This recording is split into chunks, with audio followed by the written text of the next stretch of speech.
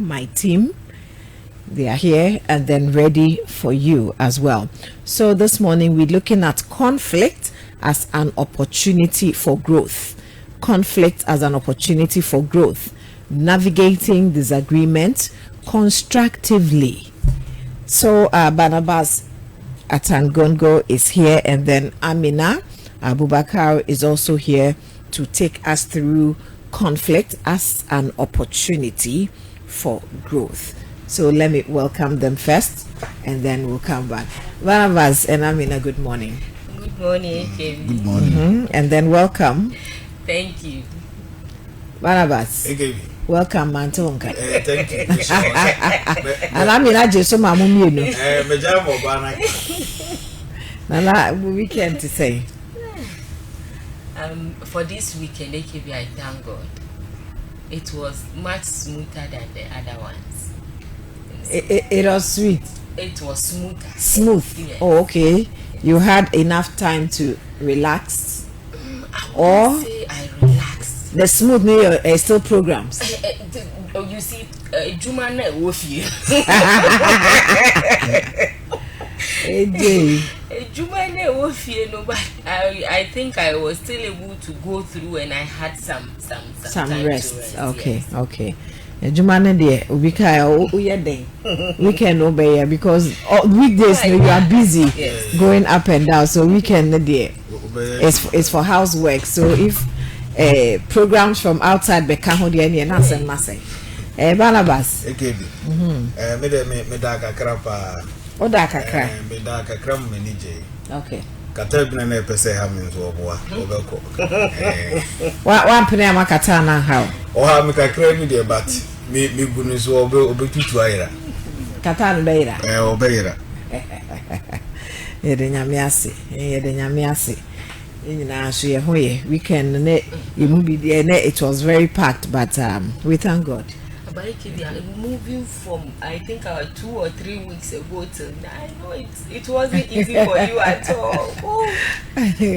But seeing you, I'm so excited. Yeah. By God's grace, we look stronger. Yes. Yeah, and we are moving on. Yes. Someone will say sojourning on. You didn't hear me, so I die and more beautiful. Thank you, Barnabas. That's it. All right, so now let's come back to our topic for today: conflict as an opportunity for growth. I don't know how you can grow through conflict, but today you would let us understand.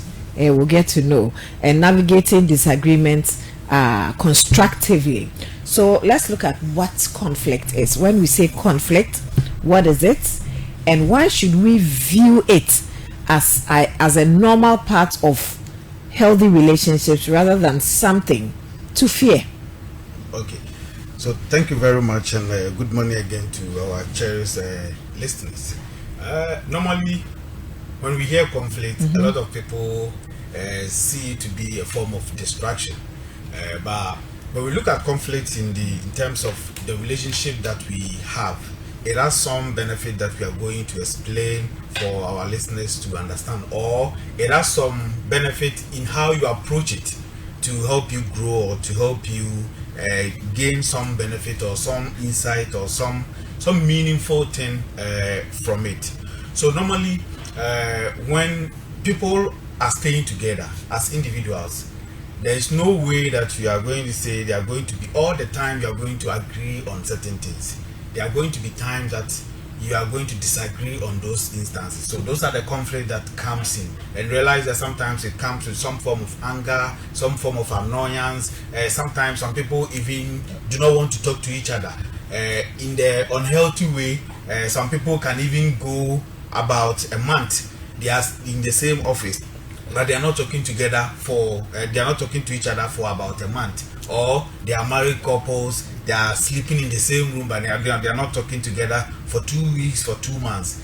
Those are some of the conflicts that we are talking about, and we want to now understand how, if these things happen, instead of us using it as a means to destroy the relationship, how can we turn it around to make the relationship much better and to make the relationship develop much prosperously?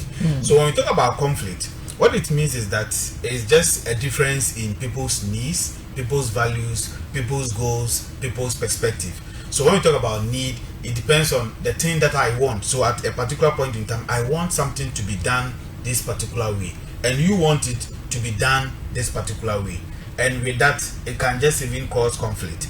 Sometimes too, it's about their values. So for instance, you are married to someone, the person believe, or the person attends a different church, you also attend a different church, and there are some of these churches that there are certain fish or meat that they don't eat, but you eat it. And for instance, if you are the man and you want your wife to prepare that food for you, your wife doesn't take that meat. It means that you have difference in values. How do you come together to understand, to make it work in that particular point in time? So when there is difference in your needs, your values, your goals, perspective, how you see the world, then it causes some of these conflict. And we have to know that in all these instances, when there is conflict, you have a relationship with someone, whether your friend, your working colleague, your spouse, your husband, someone you are dating, someone you have a relationship with in the society. When it happens, it doesn't mean that there's a failure, but it is more of an opportunity for you to grow. And normally when you look at it constructively, it is going to help you in that instance. So it's just like normally these days we have when we build, the fire officers encourages people, especially if it's a commercial building, to get fire alarm and all those kind of things. There's a reason why those things are normally installed. So conflict is just like that. It's just like the fire alarm. When the fire alarm detects smoke, it begins to beep. For some places, it will even pour water on you. So the moment it's pouring water on you, it is making you to prevent a bigger problem that will be coming up. So that is the way conflict is. So the moment you realize that you're having a disagreement with your spouse, anyone that you have a relationship with, that means that there are certain differences between you that you need to pay attention to begin to resolve. And when we look at the physiological aspect of conflict, normally for some people they'll become angry. Some people will begin to be experiencing their heart beating faster. Some people will begin to sweat profusely and all those kind of things. It's all part of the mechanism for us to prepare ourselves towards these instances. But we need to also be able to regulate or navigate these things, because when we are threatened as individuals, we go into our survival mode, which we call the fight or flee response. And in that instances, most of the time people are not able to make good decisions at that particular point in time. So you realize that you become very angry at that point in time. Sometimes you say certain words that you are not supposed to say. After that, you become you regret for saying those things, or you do certain things that you are not supposed to do. So with all these that we are going to talk about, we are trying to talk about it so that we don't get to the point where our emotions will be escalated to the point that we will do something at the point in time that we will begin to now feel bad about it, or you begin to now regret the activity or the action that we did. So what I want our listeners to understand is that as individuals as we are, whether the person is your friend, whether the person is your mother, your father, or anything, at one point in time you are going to have a disagreement with that person, and we shouldn't see the disagreement as a means to separate us, but we should look beyond the disagreement being just that they don't want to understand me, to also assess ourselves to see how best we can help each other. So we should know that no matter what the relationship that we have with people, even if it is with your religious leader, whether your imam or your pastors, there are people that have had conflict with their pastors and they stop going to church and all those kind of things. So it doesn't matter the kind of person that person is. Once you're a human being, you are likely to experience some of these things. So we should prepare ourselves that we are likely to experience conflict. And when we experience conflict, there are other benefits. When we look beyond only the disagreement, we can get some benefit from it, and it can help us grow, and it can help us build that same relationship that we are having the disagreement in war. So as we go on, we will get to understand some of these things better. Okay, thanks so much. So our topic says conflict as an opportunity, all right, for growth. So how can conflict or disagreement become opportunities for personal growth and also stronger relationships? Thank you so much, AKB, for the question. I would like to say a very good morning to our dear listeners and viewers. And it's a Tuesday morning as usual. I'm always excited to join the show. AKB, disagreement becoming opportunity for personal growth and stronger relationship. I would like to share two tips here. Okay. One, conflict has an opportunity of inviting self-reflection. Okay. This simply means that the disagreement, when approached thoughtfully, it naturally prompts us to look inward and examine our own thoughts, our emotions, our behaviors, and the contributions we might have made towards the situation. So here, when there is a disagreement, it gives us the opportunity, instead of only focusing on what the other person might have done wrong, this time it gives us the opportunity to also ask ourselves some of these questions. Why did this upset me so much? And this particular question is going to help you understand. We always say that when something happens and maybe you are angry, it is not the thing that has happened, because it's likely that that same thing could have happened to someone, but the person might not react the way you are reacting. So ask yourself, why did this upset me? Because the moment you come to understand, maybe it could be a boundary you have set for yourself that someone might have crossed, or it's a value, like Mr. Barnabas put, that you have that someone is stepping on, among other things. So when you begin to evaluate what it is about you that is making that thing upset you, then you are likely to be able to find better ways to handle it. Again, you can also ask your the question, what need of mine is not being met? So in this case, if it's a married couple, is it that I feel unheard?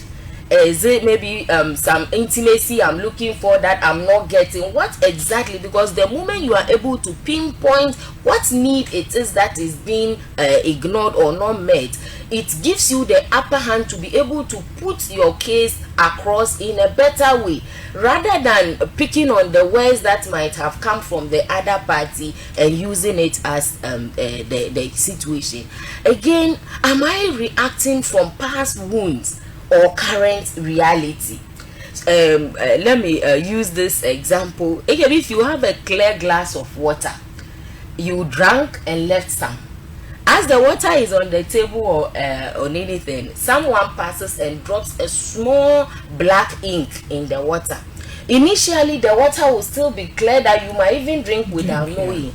But let's take it that every day the person passes. Yes, it gets to a time the water turns black, and you won't be able to consume it. You have to throw it away. So similarly, if there are situations we try to prevent because we fear, from your first question, that's what Barnabas answered. If we fear the conflict, we are not addressing our emotions, which we are bagging.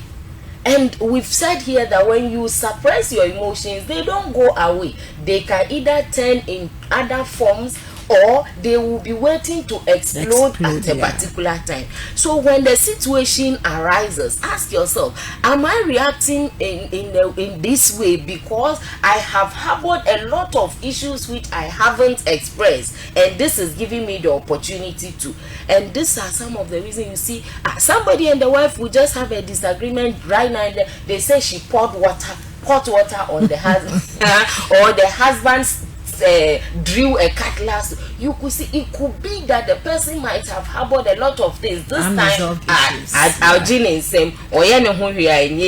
so it gives you the opportunity to also ask this, to see. The last is, how did my words or action play a role? Okay, I say that anytime there is conflict, if you as an individual you are able to do this, forget about the one you have the disagreement with. Is giving you the opportunity to examine yourself. Because once you are able to do this, you are going to become a better person. Even if that relationship breaks down, you are likely to have a better one ahead.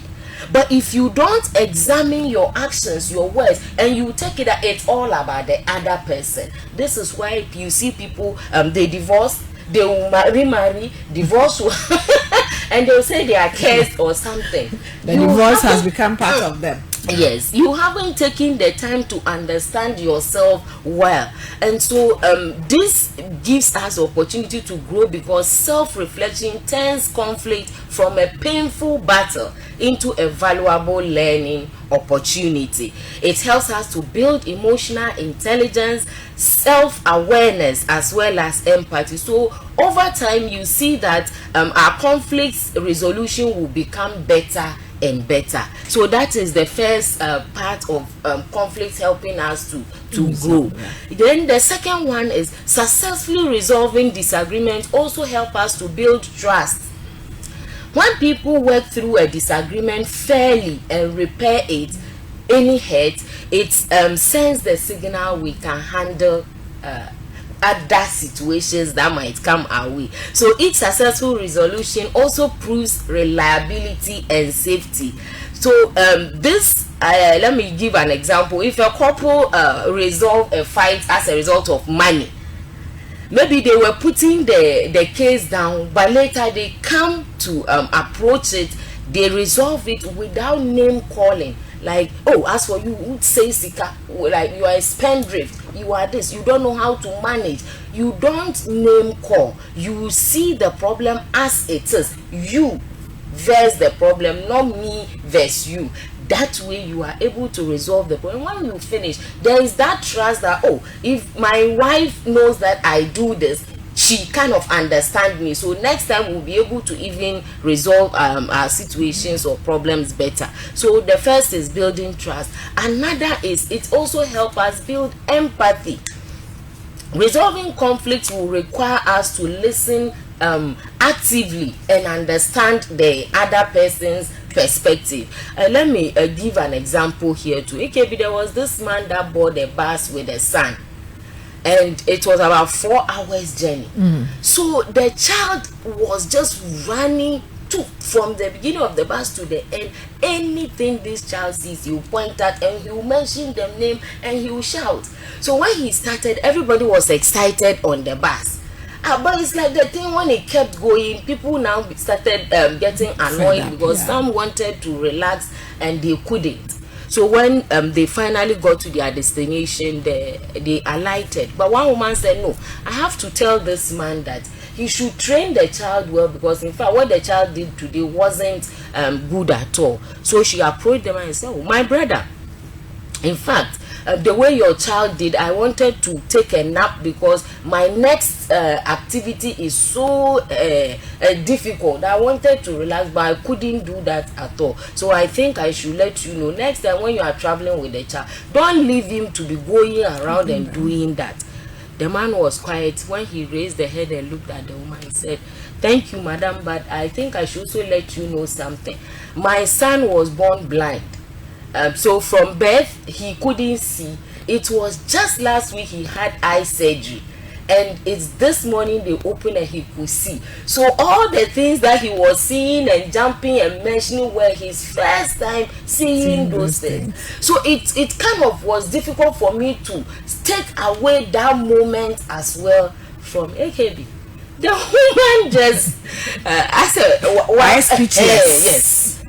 So what happened? Now knowing the other person's perspective, it's like you've put yourself in the person's shoe to understand how he also feels, and that has changed how you even thought of the situation. So again, conflict gives us the opportunity to empathize, because the moment we understand that if it's a man and a woman, you were brought up in a totally different environment, the same as your husband. What you like might not be his like. A lot of differences. But if a conflict gives us the opportunity to also look at things from the person's perspective, it helps us to change the narrative. And so this helps in the problem solving. The last is it builds problem solving skills.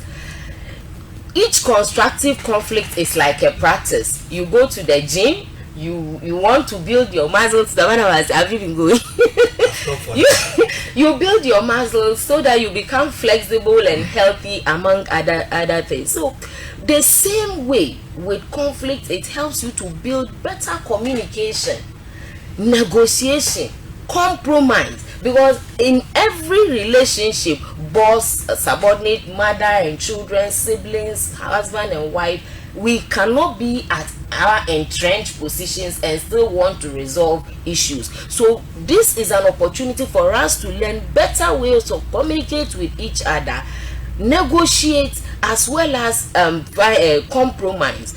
When we are able to do this, we shouldn't only see it that, okay, I've been able to resolve one issue.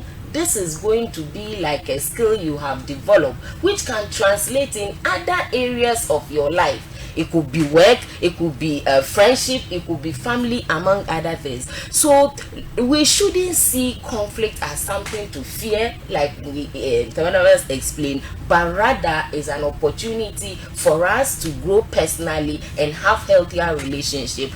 If we can have self-reflection after the conflicts, or even with during, and as well we'll be able to build empathy, problem-solving skills, and then trust. AKB. Okay, thank you very, very much for taking us deeper, for us to understand how disagreement can become opportunities for personal growth and also relationships. So Barnabas, let's look at the common attitudes or behaviors that cause conflicts to escalate unnecessarily. Okay, so with the various attitudes, there's this American scientist, he's called John Mordecai Gottman, and he spent much of his life in academia researching on romantic relationships, issues to do with marriage and family dynamics, and he identified 4 key things that actually plays a role, whether the conflict or disagreement you're having with someone is going to escalate into the bad form or is going to help you develop. So if you want to build a better relationship, whether with your spouse, whether with your friend, or whether with anyone that you kind of relate to, these are some of the things that you have to pay attention to and possibly avoid, so that you will be able to build the relationship better. So the first thing that I'll talk about is criticisms, and these are things that as individuals we are all going to be criticized at one point in time, but the way that we do it matters. So normally when you are criticizing someone and it becomes like a personal attack, so someone said something, you didn't like the way the person is saying it, and you are now telling the person, oh, you are stupid, in quote. So the moment you tell the person you are stupid, brother, instead of saying that, oh, what you said I don't think is right. So you see there are difference between it. So you tell the person that you are stupid, and you also tell the person that what you are saying I don't think is right. There are two different things. So the moment you criticize that person in that negative light, the person is going to become defensive, and once the person is going to become defensive, that is when the conflict is going to escalate. So, and also with criticisms, you might be staying with someone, but most of the time if the person begins to feel that for you it is only bad things that you see about me, it also becomes an issue. So you also need to find a way to put some of these things in better perspective. No one wants to always be around someone that only sees the negative side of them. So as individuals as you are, you can still talk about the negative thing without even the person knowing that it is in a negative light. So we should know how to approach some of these issues. So instead of attacking the person, you can say what the person said you don't think is right or you don't think is good. So criticism is the first thing that he talked about. If you want to build a better relationship, you need to know how to manage it and to reduce it. Then the next thing that I'll talk about is being defensive. A lot of people, most of the time when things happen, they will quickly point on at someone else. So the moment something happened, I remember when we were kids, you might be playing with your sibling and maybe you go and push a flags down. Growing up, I don't know whether there's that flags. That's the it's still there. The breakable ones. The one with the glass inside. And the breakable ones. My brother bought his he was crying. Or try Remember for Baba. he can buy it and go and put it on. That time, I see dividers today. Room divider, yes. Hey, we can play and push this thing down. Not you, children. So when they come, the moment they ask, we begin to point out, oh, is this person? Is this one that pushed me? And those kind of things. So in any relationship, if you begin to now shift blame instead of owning up and taking responsibility, you realize that the other person feels that you don't have them at heart, and anytime that something happens and it's your fault, you are rather shifting the blame. So we need to also limit the extent of which we are being defensive and self-protecting ourselves, and also be open about the things that we do. So you know that you did this and it didn't go on well. Be truthful and say that, oh, I did this and it didn't go on well. Once you do that, the person begins to realize that you are even an honest person, and they can begin to relate more with you. So we should begin not to be blaming other people for our own mistakes in that regard. Then the next thing is stonewalling.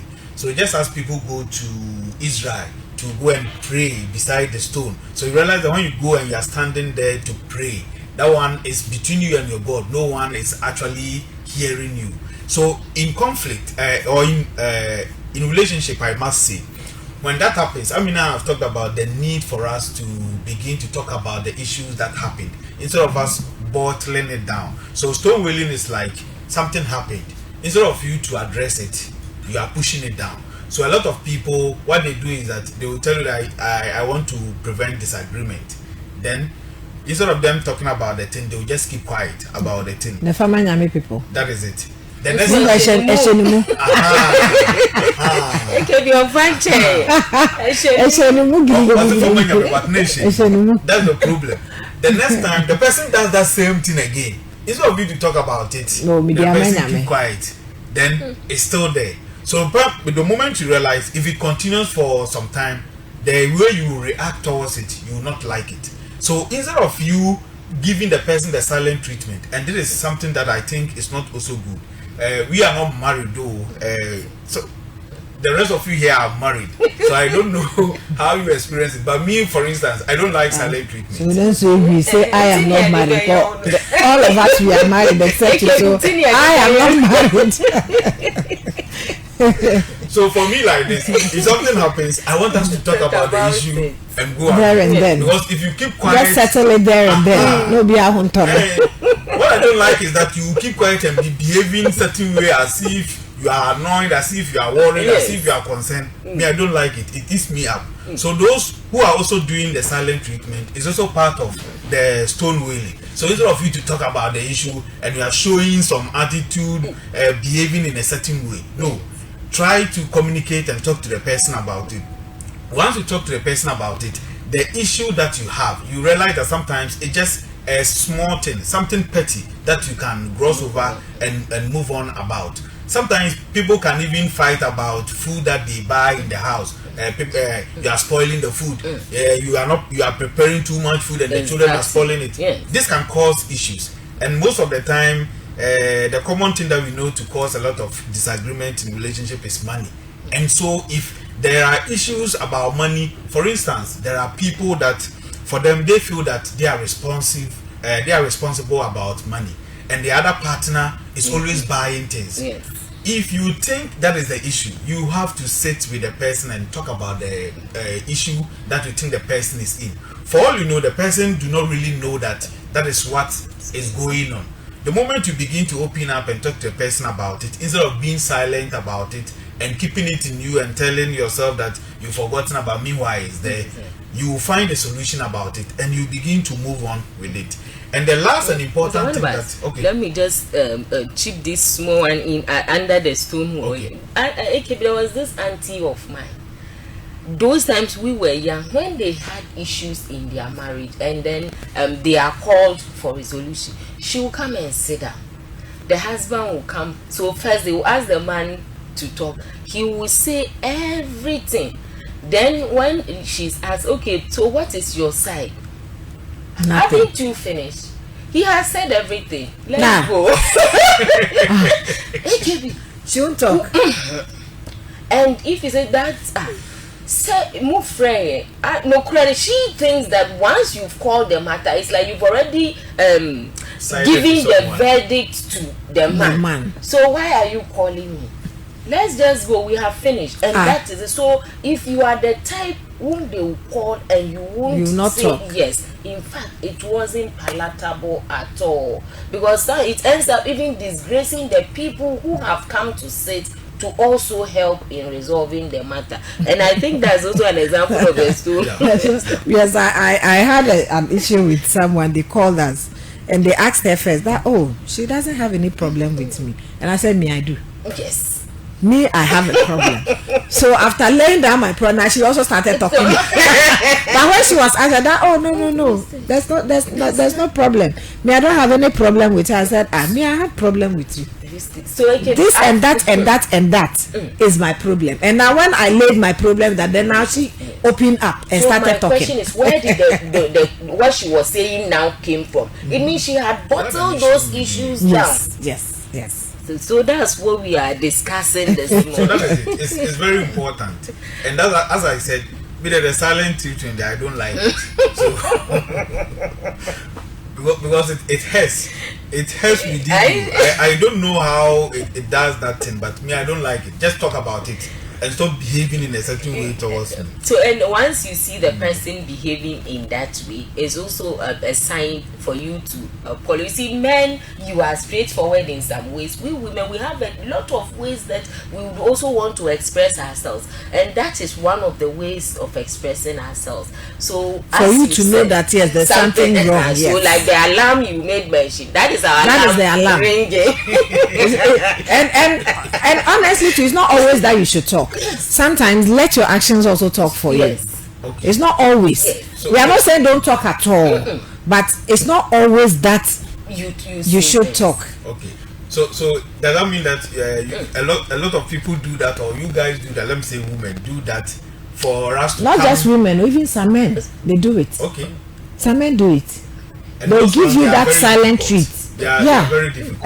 On kasa ho kra. There's a boyfriend no. And on san kran come the 1 year. That's also another thing. You see, if the man will even tell you exactly what you have done, that is why he's giving you the silent treatment, is even easier. Some of them will just keep it in them. I won't say it. Yet you could see his actions and everything has changed. So we are not the only people. And listen, we the men we don't like nagging too much. So when we tell you those things, don't nag at us. Okay. Because for us men, when we are nagging too much, we feel like there's no need. You don't want to listen. That's why you are nagging too much. Yes. So we'll come to the skills that we'll use to help us when we see that the issues are also getting out of hand. Sure. So let me just add the last one.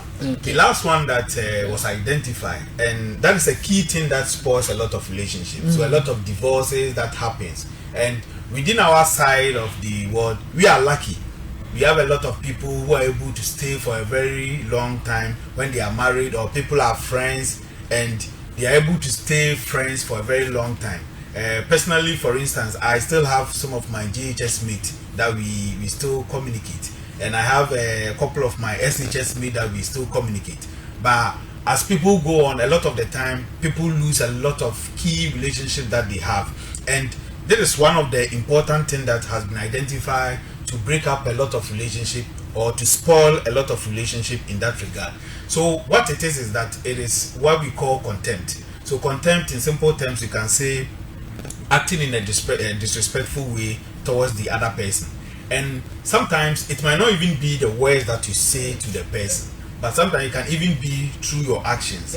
There are some times that what share will be the way any person be see a show no as who so yeah be at that phone be at the time be, and sometimes you feel very disgusting because the person was eyeing you in that particular way. They are all part of disrespect. So if you are in a relationship with someone, there is an issue that you have to solve, and the person is bringing out their ideas.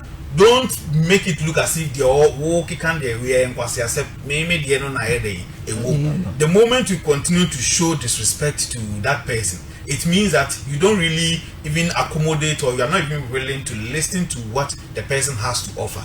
And in that regard, if you are disrespecting me or you don't want to listen to what I have to offer, then it means that there's no need for me continuing that relationship with you. So if you want your relationship to develop, if you want your relationship to grow on well, what you have to do is that you don't have to disrespect the person. Yes, we understand that in our religious setting, in our cultural setting, we say that the men are the head of the family, but that does not mean that the woman is a slave or you should disrespect the woman in that particular regard. So you need to know how to relate with that person. Let that person feel heard. The moment you let the person feel heard, the person will also make sure that they are putting things in better perspective to make you also feel very good about it. So the same way, the woman too, if it's the woman, you have to also make sure that in your communication, in your act, in the things that you do, you show some respect in that regard. And that is one thing that men normally likes. The moment you show a man that you respect them, oh, you've gotten them, you've gotten their heart. Sometimes they talk about food. Even for you to prepare food and serve a man, that is a form of respect that you are showing him. When we were children, when your father finished bathing, those times when you are staying in a compound house and you see your father coming from the washroom and you don't rush to go and collect the bucket, you are dead that day. The way your mother will beat you, even if you are not around, you see your mother doing it. And those were things that we saw it to make a life for them very lively, and they live throughout their life in those kind of regard. And when the women also do that, the men also feel loved, and they also make sure that they do what the women also want for them in that regard. So you need to all make sure that we are showing respect to each other and not look down upon the other person or not belittle the other person. So if you want your relationship to develop, you have to make sure that you are reducing contempt, you are reducing being defensive, you are reducing the stonewalling attitude, and you are also reducing your sense of always criticizing that particular individual. So AKB, these are some of the attitude that we need to limit to make sure that we build a better relationship. Okay, thank you very much. And Amina already mentioned that we'll be looking at the communication skills that we need to resolve those such things. Yes. So let's look at the skills or the communication skills that can help people express their needs and also listen to others constructively during such disagreements. Thank you so much, AKB. So before I go there, I just want to draw attention to the fact that we said conflicts, maybe we are aligning it to an alarm. So it is not the actual problem, it is the alarm that is going off for us to now tackle the real problem. So if we see it that way, then how do we resolve it? One of the ways we can do is by using the I statement. So here you express your own feelings and needs without accusing the other person. If you start and immediately you use you, you never do it, you are never in the house, you never help me. The moment the person hears the you, he's attentive. Let me hear what is going to come next, and he's preparing or she's preparing to defend him or herself, because at this stage it's like the person's integrity is at stake. Yeah. But if I am expressing myself, for example, I feel worried and unimportant when I'm speaking and you look at your phone, I need to feel heard. AKB, you can be talking to somebody and the person is scrolling his phone. And who was say, that's it, they are soon it. Yeah, they are soon it. Why do you see, like we made mention earlier, communication is not only verbal.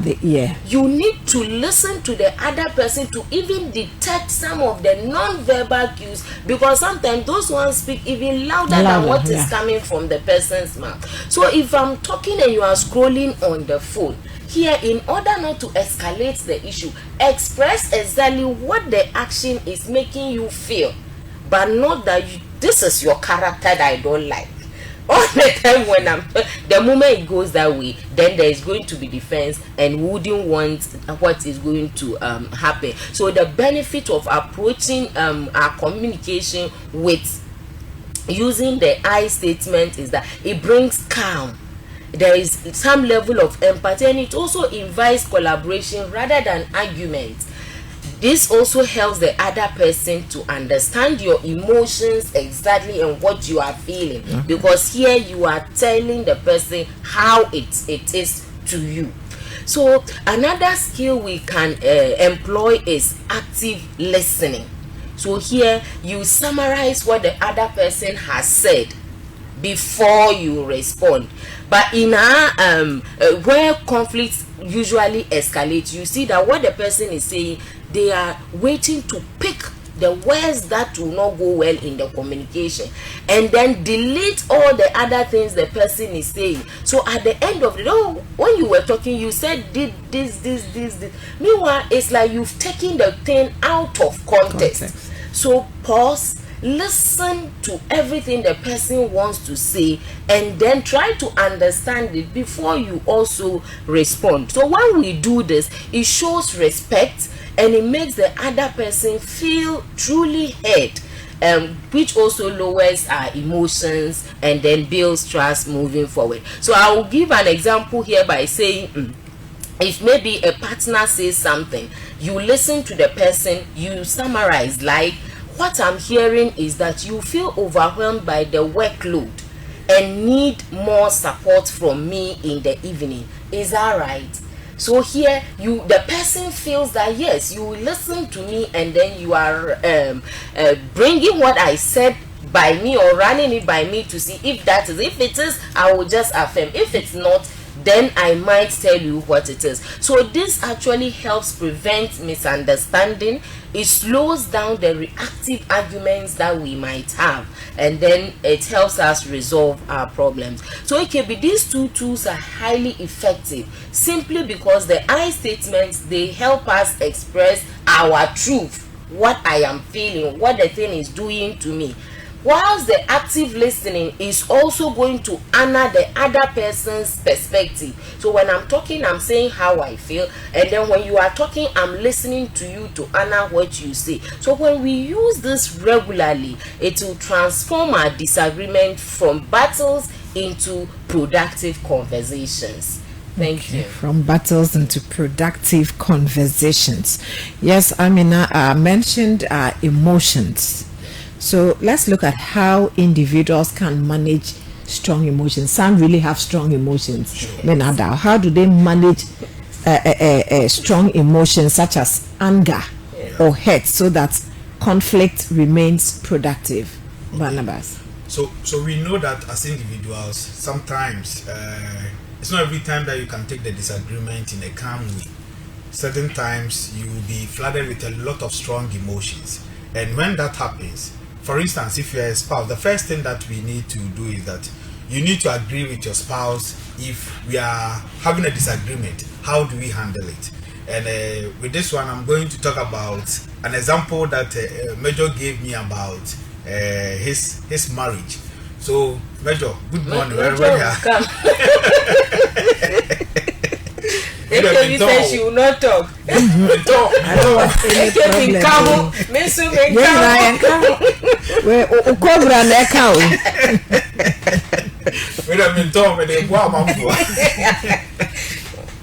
So I remember some time ago we were talking about marriage and relationship, and he mentioned that for him, what they've agreed is that if they are angry or there is an issue that they need to solve, there's a part, an area in their house that if one person goes to sit there, the other person should know that it is time for them to solve that particular issue. Yeah. So no matter how annoyed you are, no matter how worried you are, you have to come to sit there so that they talk about the issue. And I find it to be a very good thing. Of course. Interesting. In that regard. So as partners, if you want to build a relationship that will go very far, you need to agree about some of these things. That if we are having a disagreement, how do we resolve it? How do we want it to do? How do we want it to be? If I do this, will that be a signal that we need to come and sit down to talk? So you can put all those things in place so that if your partner sees that the moment you show this or the moment you do this, it means that it is time for us to put everything aside and to come and talk about it. So the first thing is that you agree about how to resolve conflict. Then the next thing is that as individuals, as we know that sometimes our emotions can just erupt, there are some techniques that we've talked about already that are still effective things that we can do to help us. The first thing that I'll mention is debriefing. So with debriefing, those who normally go for this gym and doing exercises, they normally practice it a lot.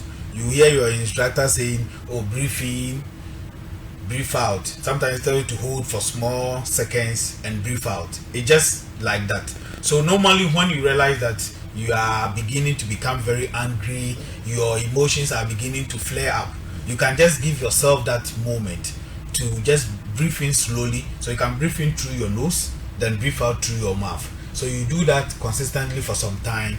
You realize that your heart that is beating faster, your mind that is going all around and other things will calm down in that regard. Then the next thing that you can do is another technique that we call grounding. I think Amina has explained it here a couple of times. So he talks about, for instance, if in the moment of anger you excuse yourself and ask yourself, 5 things that you can see, 4 things that you can touch, 3 things that you can smell, 2 things that you can feel, and the last one is 1 thing that you can hear. Okay. So you, by the time you go through all this technique or you go through this step, you realize that your mind will be off the issue that is at hand at that particular moment, and it will help you calm down or to help you relax. So if you want more explanation of it, you can always reach out and we will provide you with that. Then the simplest thing that we can also do is that sometimes we need to take a pause and maybe walk around a little bit. If you are walking around, we are encouraging you to come back. We are not saying that you should walk around and run away. No, walk around and come back, not to just walk and just go. No, so you just take a walk briefly and come back. Normally when we are doing exercise, that's the whole essence of exercise. We talk about the benefit of exercise because after exercising you get some neurotransmitters that are being released into our system, the neurochemicals that are being released into our system, like dopamine, that makes us feel good. A lot of people after exercising, they're able to sleep well and all those kind of things. So if you take a walk, it's also like a form of exercise. It's also like a form of exercise. So by the time you finish walking and coming back, you realize that your body feels somehow relaxed, somehow calm, and the anger and the annoyance of the disagreement that you will be having might not be there at that particular point in time. So these are key techniques that we need to pay attention to. But the first thing that I said is that as individuals, no matter what, there are going to be times that your anger or your emotions are going to be flared up. So you have to plan ahead. Agree about how to resolve the conflict with that person that you are in that relationship with first. Then you can practice your debriefing in case it happens. You can also practice your grounding technique, or you can take a walk or a stroll and come back to resolve the issue. So these are some effective ways that we can help reduce some of these emotional flooding. All right. So when all these does not work, the skills you shared, and then managing the emotions and all that, when all these things doesn't work, is it important to seek support from a counselor or a mediator to resolve ongoing or difficult conflicts? Thank you so much, AKB. Very good question. Before we go, the short walk is something that helps me a lot, AKB, even if I'm in tears. There is this small road, I don't know, in my area. I'm sure people will just say, this lady should just come and pass here. They may not understand what it does to me, but it helps me a lot. Before I go and come back, calm down, and then I have ideas that are also coming to help me solve the situation. So the short walk is something I will encourage others to also try. All this is for you to try either of them and see which one works best for you. But when the conflict becomes something that is getting out of hand, because we know not all conflicts are the same or disagreements, but occasionally, all this we are saying, occasionally when there is disagreement and it's settled, those ones aren't anything much to worry. But when the same arguments keep repeating without resolution, or it causes emotional harm, it starts to affect your sleep, your work, your parenting, or even your overall well-being, then this is a sign you need additional support. because if you continue in that same unhealthy pattern, rarely will the situation improve. And the benefit of you seeking help here is either the counselor, the therapist, or the mediator will help you see the root cause of what is happening and teach you new ways that you could approach the situation, which would go a long way to help you. Also, you need to seek professional support, especially when the problem there is hostility there. Here, like constant criticism that we said, and it's easy for the person to just burst out, or there is aggression there. Also, when there is communication breakdown, you need help when either one the other party has completely shut down and doesn't want to talk about the issue again. And the last is when there is safety concern. So this safety concern can be any form of physical, emotional, verbal abuse, intimidation, or fear. Anytime any of this is obvious, there is a need for you to seek help, either through someone you trust so much, or you come to a counselor or a therapist to help you resolve the issue. Okay, so when the kitchen becomes hotter, yeah. you invite a counselor to come in, or a mediator to come in and mediate. That's very interesting. So we've been going through conflict as an opportunity for growth and navigating disagreement constructively, and not something that would be destructive, not destructively but constructively. So yeah, quickly let me pick your final words and then we'll join that discussion. Yes, back to you, Amina. Yes, thank you so much. So I just want to wrap up by saying that seeking help is not a sign of failure.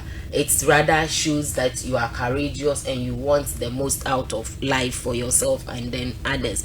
AKB, first I would like to greet myself. Today is a special day. Happy birthday to me. Whoa, you also a July born.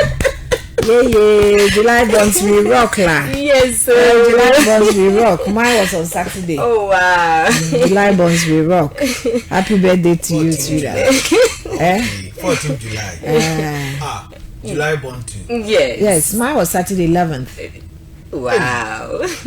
And my son is 12. Whoa, okay. And yeah, ADD so. Yes. So and then after that, I would like to also say a very good morning to Nana. Nana, we like the tip Mr. Barnabas shared about how you resolve issues. I think most of us will copy it. It's very good. Fantastic. A thumbs up it's there good. For you. And then a greeting to all the mental health team that aren't around with us.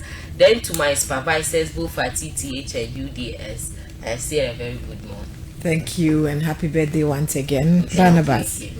So happy birthday to Madam Amina. She has been a blessing to us. Okay, I thank you. The champagne by every poppy. She has been a big backbone to us. So we pray that may Allah continue to bless her, protect her, and give her a good life for us. Amen. And belated happy birthday to yourself as well. Yes, thank you. God will continue to bless you, let you prosper, and grow from good health to good health. Amen. So I would like to end here by saying that with everything, every relationship that we are in, we should always know that there are going to be a time that there are going to be disagreement. So it is always good for us to look beyond the disagreement and see how best we can resolve it. But if it becomes important, or it becomes dangerous, or it becomes threatening to you, there is always a way out. You need to also seek a mediator to come in to also help. So I will say a good morning to Major Adomako, wherever that he is, and my in charge, my Mama Yvonne, back at West Hospital, my medical soup, Dr. Prosper. My hospital is 100 years old. Wow. So we are which celebrating. One? West Hospital. Wow. West Hospital. It's how many years? 100 years. 100, you say? 100 years. They did 100 years. Because of how? You see, 100 years. You see, 100 years. It's celebrating. Barnabas, my parents are man. Debbie. Some more count. Omuna Moka. You're celebrating 100 years. into movie books, my own 100 years. You found your current time. When you take Ghana, yes, celebrity. I think the Director General of Ghana Service will be coming there, other people. Okay. And be any time or be a Omra support here. You hold on the foot through to be with one or be cool taka, Grana Major Nesrame. Say you want to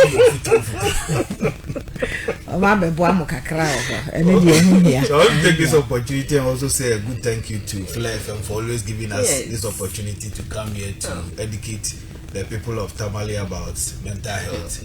And a good morning to one of my friends in UK. I didn't know that he listened to our program. I think recently he called me and was saying that when the going gets tough for him, sometimes he opens some of our messages and he listens to them. And I was surprised because they are there. Sometimes we think that they are living a very good life, and he opened up about some of the struggles that he was going through and other things. Very stressful. And I realized that people are actually going through a lot. Yeah. So, Kay, good morning to you wherever you are this morning, and thank you very much for always giving us the opportunity to come here to educate people. Thank you so much. Thanks to you out there for doing the listening. Thank you for watching us as well on TikTok, on Facebook. We are so much grateful, and this is where we end the show on mental health, conflict as an opportunity for growth, and then navigating disagreement constructively. For now, we know how to solve our conflicts and all that, so that it will not escalate and be destructive to us. Thank you very much, Barnabas Atangongo. The hospital lady 100 years. Tamale West Hospital. And Amina Abubakar, so TTH psychology unit. Thanks so much. Thanks to you, Kumsin Matthew, to all our listeners and our viewers. We say many thanks to you. My name is Mohini Yakusiakwatima Boachi. So quickly, we're joining the nation's capital for the discussion segment by kind courtesy DBS Industries. Monday, Nanopa, on no boat touch and put 9 a.m. 3:30, and almost first on the almost start interrogation.